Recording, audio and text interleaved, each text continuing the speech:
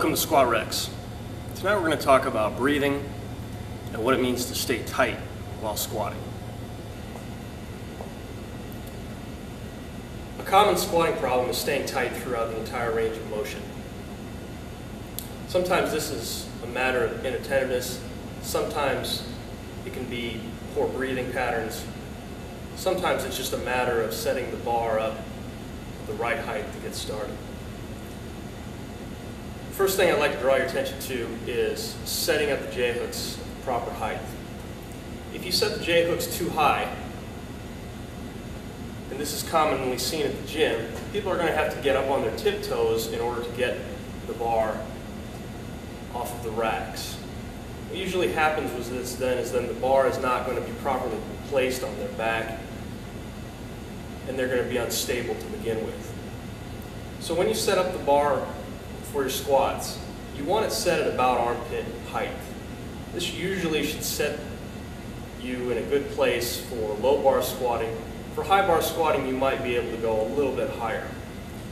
But generally speaking, it's going to be better for you to start a little bit on the low side rather than on the high side. When you're squatting, you want to make sure that your whole body is tight. What I mean by that is your whole body should be almost readying itself for a punch. If you're squatting with maximal weights, you have to be prepared. If you start out loosey-goosey, you're asking for injury. In most squatters who have this tendency to shake or be loosey-goosey as they're setting up for their squat, one thing that you can remind them of is to just stay tight, flex that stomach, prepare for a punch. This should cure most of those issues. If you can imagine that you are readying yourself for a blow to the gut, you're not just going to tense your stomach. You're going to tense your glutes, your hip flexors, your leg adductors. Everything in this whole region is going to be flexed and tight and ready for that blow. When you're squatting, it's really no different. You have to make sure that your upper back is as tight as possible. You have to make sure that your gut is ready to go, and your stance has to be rock solid. If any of those things is missing, and if you're trying to squat a very heavy weight, you're going to have a tough time. Typically, when beginners start out in the weight room, they'll tend to hold their breath while exerting themselves. In the 80s, when I was spending a lot of time reading bodybuilding magazines, they told you to exhale on the exertion and to inhale on the eccentric part of the lift. This is a decent rule of thumb. However, if you watch any martial artist, they're going to be stopping their breath right before any kind of action. This was one of the things that I learned from a kendo master who I had the good luck of talking to quite at length. He said that if you looked at an expert kendo player, one of the things that you'll notice about them is that they're watching their opponent's breath the entire match. The object is to attack the opponent when they are least ready for an attack, and usually that is when they are inhaling. It is when you are exhaling or when you're holding your breath that you're going to be ready for action, when you are going to be actually executing some kind of action. It's the same thing when squatting. As you set up out of the rack, you're going to be holding your breath until you get into position.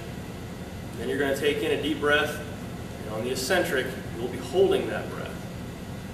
As you rise out of the hole, you will be expelling some breath as you come out.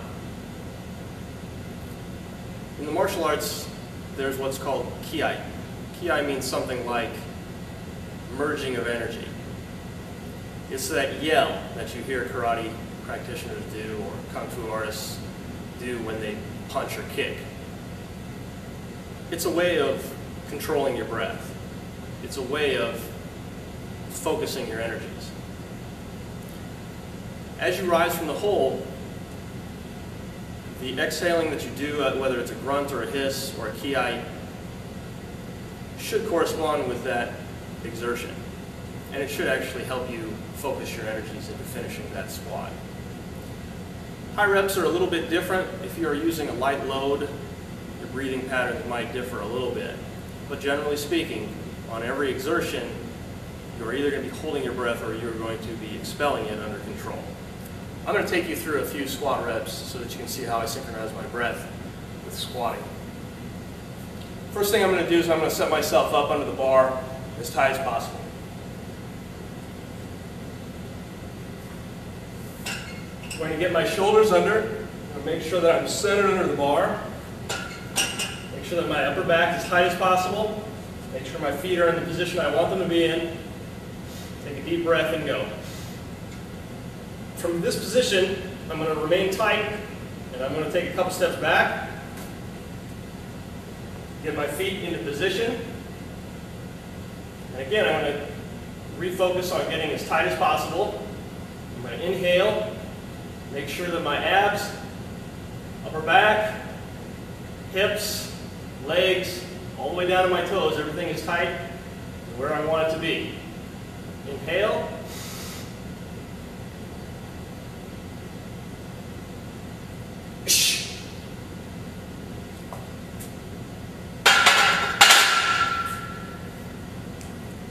Now the hissing at the end was a little overdone, just so that you could tell where that breath was coming. Next set's a little heavier, but the technique should be exactly the same. And when you're warming up, you want to make sure that every repetition is exactly the same. If you're working on technique, you probably want to keep the sets high and the reps low. Doing high rep sets is probably not the best way to improve your form.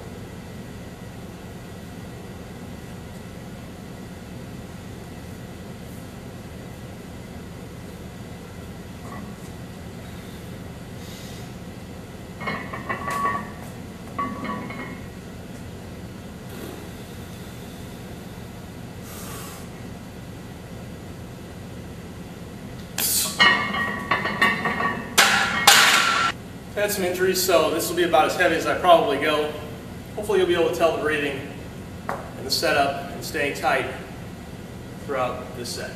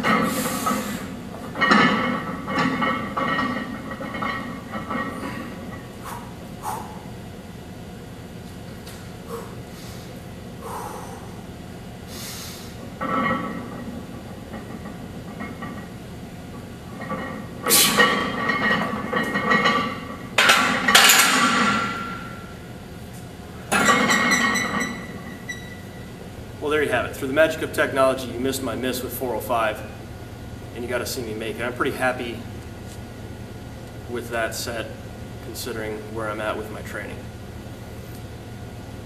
Be aware of your breathing. Breathing is an underestimated component of lifting and lifting heavy. Talk with a doctor.